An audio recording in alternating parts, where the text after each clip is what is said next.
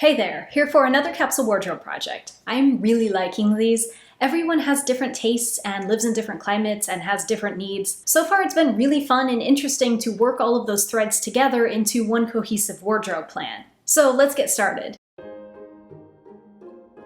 This capsule has a very practical daily wear purpose, but with a few limitations. It was designed for Kenzie, who quite likes layered looks and particularly likes the 1910s Titanic fashion, which, yeah, those people were great at elegant layered looks. However, Kenzie lives in Texas, which is pretty hot year-round, and the challenge is how to make a layered look that is still very lightweight and comfortable to wear. The other limitation is that Kenzie needs to wear compression socks or tights, so she wants her wardrobe to mostly be comprised of ankle-length skirts and pants to cover the socks. This led me to visualize a wardrobe really leaning in on the long line effect of the 1910s, with more narrow skirts and long, lightweight layered pieces. Kenzie is more of a beginner sewer, so I wanted each piece to be relatively simple to fit and sew. For other inspirations, Kenzie sent me pictures of pants and skirts she liked and a selection of tops. She does like clothes that button up, and she especially likes buttons off to the side and other asymmetrical details, which can work really well with 1910s style. Other things we noted, she liked these ruffly blouses, but she was concerned by how complex something like that would be to actually make. She also sent me this modern dress and this little capelet idea, hoping we could work both in. And she sent me these 3 color palettes, which gave me the idea that she generally likes neutral summer earth tones with pops of color in blues and greens and pale pinks. So starting from the ground up, Kenzie wants to stick with a modern silhouette, which honestly I'm in favor of. Making history-bounding clothing to be specifically worn with historical underpinnings is a huge commitment, and I feel like it's a great idea to get a practical wardrobe together first before experimenting with silhouettes.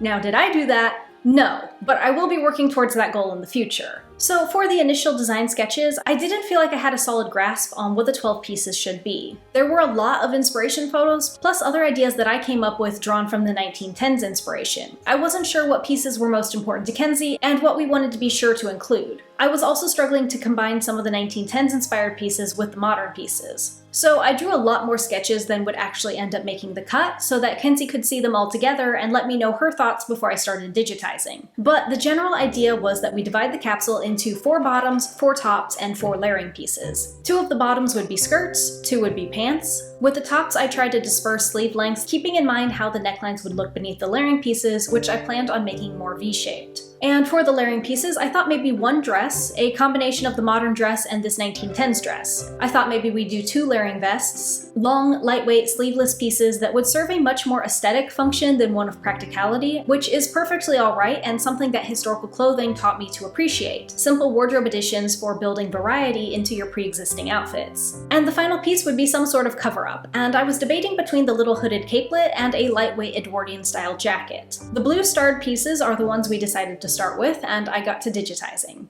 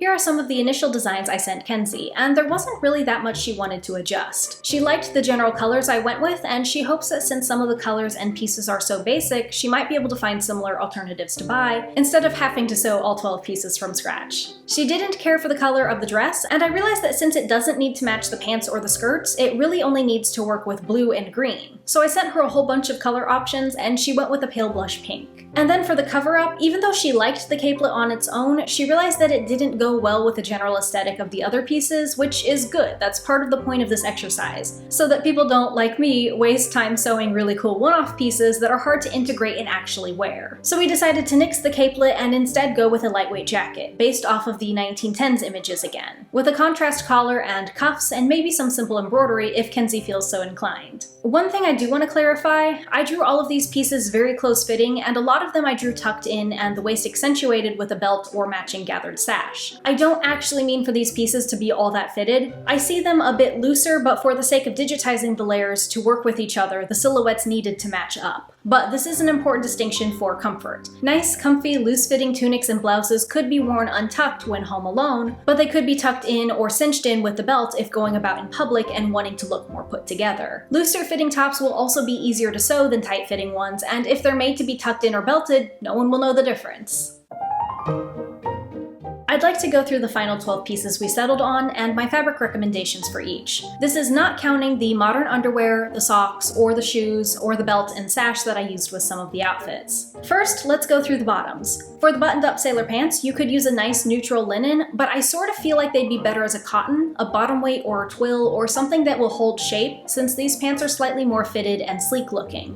Then there is a pair of pants in a darker olive. These pants are wide and flowing, and I would use something with a great drape. They would be very comfortable in a lightweight knit, rayon if you can find it. Something to watch for though would be to make sure that any heavier shirt tucked in didn't show through too thin a knit. If you didn't want to use knit, at least make sure that the fabric you choose has a heavier drape so that all of the folds of the pants flow nicely. The next bottom is a simple maxi skirt. I gave it a small green pattern. For fabric, my thoughts are basically the same as the olive pants. I think knit would be nice and something with a good drape is essential. Of all of the polyester fabrics I've stopped using, chiffon is one I keep going back to. Poly chiffon doesn't feel that bad, and maybe because it's so thin, it doesn't make me as hot. The main reason I love it is because of the drape, but you do have to use a lining with it, so on second thought, maybe not for this skirt. The final bottom piece is a side button skirt in indigo. I think this piece would be excellent in linen or maybe a cotton chambray. The buttons would also be practical too, because if it was particularly hot or you were home, you could unbutton it below the knees or so to get a bit more airflow. Next to the tops. The first top is a fairly simple off-white blouse with 3/4 length gathered sleeves, a squared neckline, and side buttons. I drew all of the tops with side bust darts, but not vertical darts. This is so that they would be fitted at the bust, but loose below for comfort and flexibility, depending on how you wear them. The fabric for this could be a medium weight cotton or a medium weight linen. And I say medium weight for two reasons. Whites tend to be more sheer, and this has longer sleeves, so it would work for slightly cooler weather anyways. The pale sage green top is similar, but with a back closure and a smooth front. The gathered sleeves have been replaced with a little ruffle, which is a dainty way to cover the shoulders from sun exposure without wearing actual sleeves. This one would also be great in a lightweight cotton, but I definitely see it as a linen. This will be a very linen-heavy capsule, which might be technically overdoing it, but I've never been to Texas, and Illinois is currently in the middle of a 2-week heat wave, where the phone says it's in the 90s, but then it factors in humidity and decides it feels like 108 out. So if I'm overdoing it on the heat considerations, please feel free to ignore.